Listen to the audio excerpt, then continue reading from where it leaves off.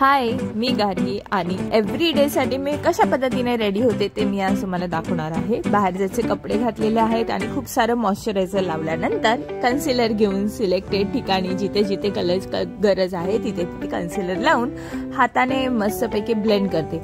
बाहेर जायच्या वेळेला एव्हरीडे साठी मी ब्रश वगैरे घेत नाही, हाताने पटकन ब्लेंड होतं। त्याच्यानंतर लूज पावडर जिथे जिथे कन्सिलर लावलेला आहे तिथे तिथे मस्त लूज पावडरने प्रॉपर ब्लेंड करते। पावडर कमी लावते पण ब्लेंडिंग जास्त करते। त्याच्यानंतर ॲज युजुअल आय शॅडोज, थोडेसे डार्क कलरचे आय शॅडोज मला आवडतात, तो आय शॅडोज लावून मी रेडी आहे कॉन्टोरिंग साठी।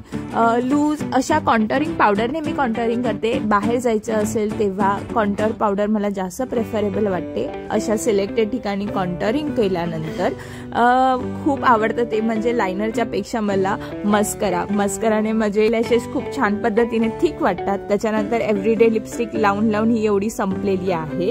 हीच लिपस्टिक जुगाड ती चक्क गालावरती ॲज अ ब्लश म्हणून वापरते।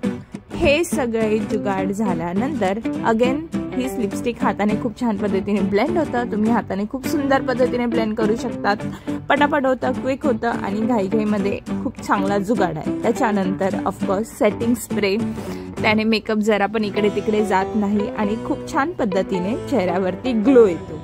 आणि ग्लो तुम्ही आता बघू शकतात, खूप छान पद्धतीने चेहऱ्यावरती असा ग्लो आलेला आहे आणि पाठून माझे प्रोडक्टचे दुरुपयोग चालू आहेत।